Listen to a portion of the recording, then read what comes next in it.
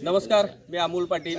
मागच्या 18 दिवसांमध्ये आम्ही गोकुळ शुगरच्या या कारखान्याच्या थकीत बिलाच्या संदर्भात जे आंदोलन केलं होतं, त्या आंदोलनाला आज खऱ्या अर्थानं मूर्त स्वरूप आलेलं आहे।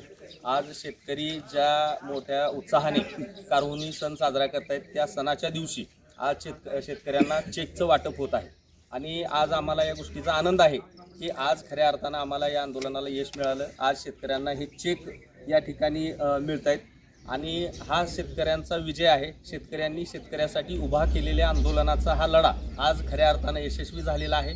आज 6 गावच्या शेतकऱ्यांना या ठिकाणी चेक दिले जाणार आहेत आणि उद्यापासून रेग्युलर या चेकचं वाटप होणार नाही। सलग 5 दिवस रोज 200 शेतकऱ्यांना चेकचं वाटप होणार आहे आणि जवळपास 2900 शेतकरी आहेत आणि पुढच्या 12 ते 15 दिवसांमध्ये हे सर्व शेतकऱ्यांना चेक वाटप होईल। मी कारखाना प्रशासन आणि ज्यांच्यामार्फत हे चेक दिले जातात त्या सर्वांचे या ठिकाणी मनस्वी आभार या ठिकाणी व्यक्त करतो।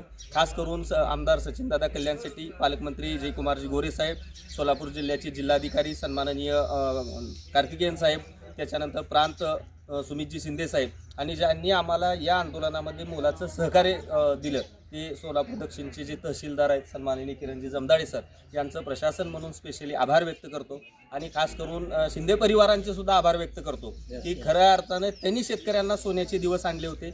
आजची जी वेळ आहे ती खरं तर आम्हाला या जड अंतकरणानं आम्ही हे चेक घेतोय, आनंद होतोय, पण अंतकरण सुद्धा तेवढंच जड आलेलं आहे। ही जी खरी लक्ष्मी आहे ती त्यांच्याकडेच राहायला पाहिजे होती हे आम्हाला अंतकरणापासून वाटतंय, पण आज एक वेळ आहे, त्या वेळेला आम्ही या ठिकाणी नतमस्तक होतो आणि आज शेतकऱ्यांना हे जे चेक मिळत आहेत त्याचं मनस्वी आम्ही या सर्व यंत्रणेचा आभार व्यक्त करतो। बस।